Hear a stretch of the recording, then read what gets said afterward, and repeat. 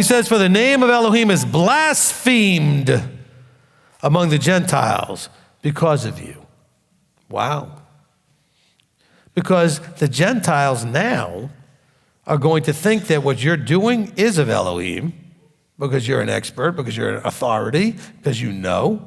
And they're going to now imitate you and claim that's of him. Now bear that in mind the next time you feel a pull or whatever, or an emotional desire to teach when you're not ready qualified yet. We're not really ready for that. Because if you teach wrong and that person only knows what you taught them, that's what they're going to think the truth is. And they're not going to know that you were wrong. Especially if you didn't know that you were wrong. That's why you need to be so slow and reluctant to jump up in the microphone or get on a YouTube or put out a blog or just sit there one-on-one with somebody and try to teach them. And all of you people that love your little small group Bible studies that you lead, because you did that in Christianity for 20 years, and now that you're not in it, you still do them, and nobody knows. It's the blind leading the blind. Oh, call me blind. I've been reading my Bible since I was... You're blind, okay?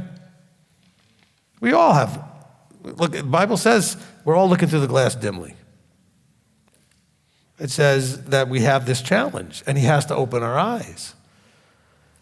But you're having a callous disregard for the position you put yourself in for the double judgment, the harder judgment. You're going to go out there and stand up and teach. He says, he's talking to you then who teach another.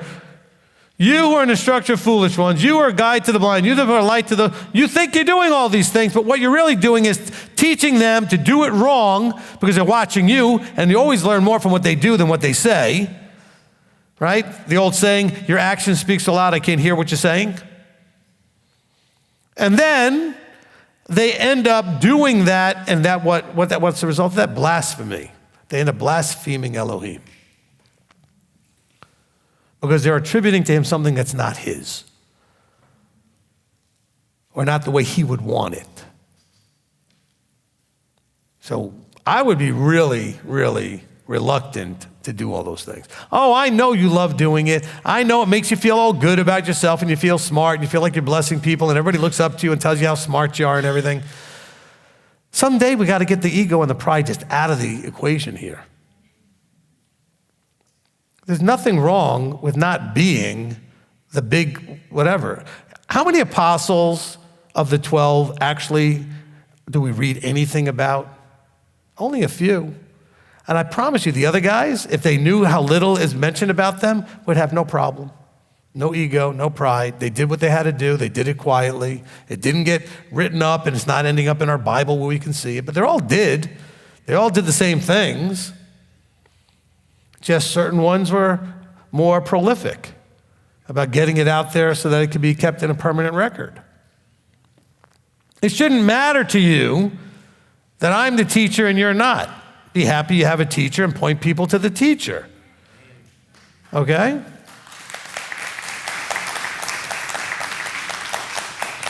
If Yeshua was here, I would not say a word.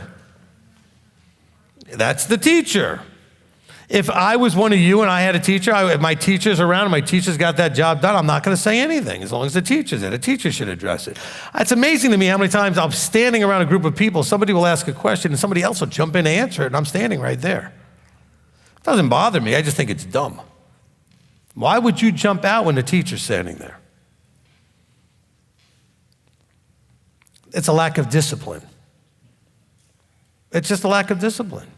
Because you want to be the one that helps. You want to be like this, the one who's bringing, as it says, sight to the blind. And let's see, what did it say here? It says, guide to the blind, light to those in darkness, instructor of foolish ones, teacher of babes, all this kind of good stuff. You'll have your opportunity.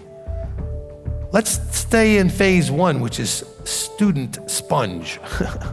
Okay? Be a student sponge. Don't be needing to teach.